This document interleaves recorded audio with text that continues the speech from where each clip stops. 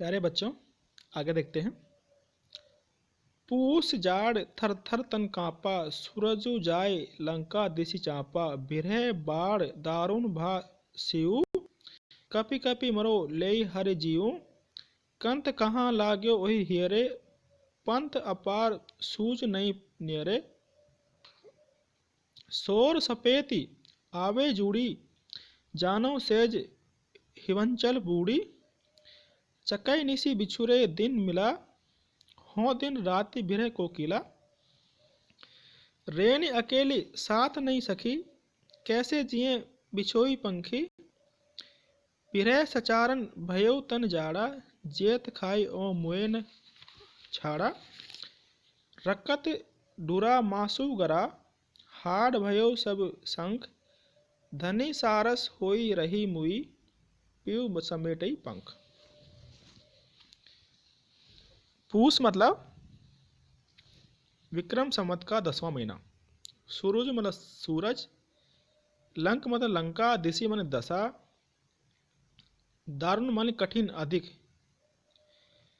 सौर मतलब ओढ़नी, सुपेति मतलब हल्की, हिमांचल मतलब हिमालय, बासर मतलब दिन, रेन मतलब रात, पंखी मतलब पक्षी, सहचान मतलब बाघ, ररी मतलब चीख चीख कर, मुई मतलब मरी।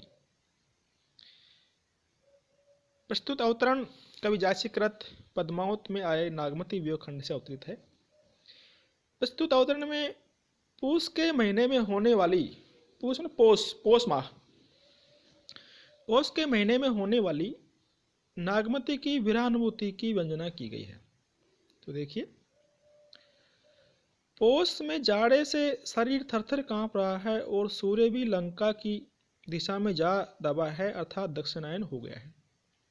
विरह की बाढ़ से वह शीत और भी दारुण हो गया है, जिसके परिणाम स्वरूप मैं कांप कांप कर मर रही हूं, और वे दोनों शीत और विरह मेरे जीव को हर ले रहे हैं। मैं स्वामी न जाने कहाँ है, मेरे स्वामी न जाने कहाँ हैं। यदि वे मेरे पास होते तो उनके गले से चिपटकर शीत से मुक्ति पा लेती। यानी कि मेरे स्वामी मेरे पास होते तो मैं उनके गले से चिपटकर शीत से मुक्ति पा लेती। सैया पर बिछी हुई सफ़ेद चादर पर पैर रखते ही मुझे जूड़ी सी चढ़ आती है। ऐसा लगता है मानो यह सैया बर्फ में डूबी हुई है।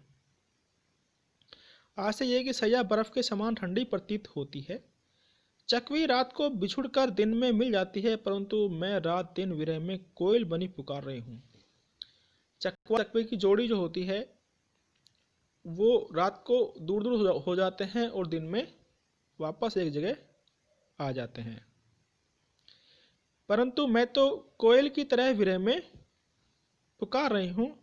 रात में अकेली रह जाती हूँ, सखी भी साथ में नहीं होती है, मैं कैसे जीऊँ।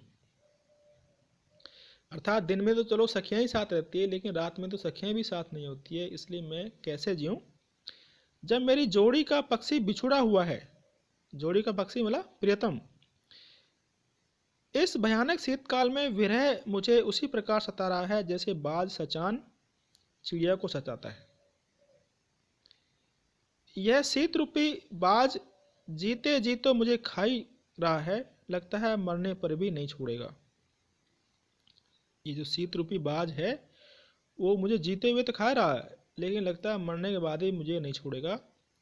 कहने का आशय यह है कि बाज जीवित चिड़िया पर झपट्टे मार मार कर उसे व्याकुल कर देता है और मर जाने पर भी उसे छोड़ता नहीं, बल्कि उसके शरीर को नोच नोच कर खा जाता है। उसी प्रकार शीत भी पद्मावती को जीते जी तो व्याकुल कर ही रहा है, लगता है मर जाने पर भी उसका पीछा नहीं छोड़ेगा। उसके शरीर को भस्म कर उसके अस्तित्व को सदा के लिए मिटा देगा। विरह में उसका रक्त आंसू बनकर ढल गया, मांस गल गया, हड्डियां सूखकर शंख हो गई, बाला सारस की जोड़ी की भांति रहती हुई मर गई। हे प्रिय, अब आकर उसे उसके पंख समेट लो। इसमें विशेष बात देखिए, इसकी चौथी पंक्ति में उत्प्रेक्षा, अंतिम में रूपक और दोहे में अलंकारगत सादृश्य विधान का चमत्कार देखते ही बनता है। शीत ऋतु में सूर्य दक्षिणायन हो जाता है, दक्षिण दिशा में ठंड कम पड़ती है। कवि का अभिप्राय यह है कि शीत के भय के कारण ही सूर्य दक्षिण दिशा में भाग गया है, क्योंकि वहां शीत उसका पीछा नहीं कर सकेगा।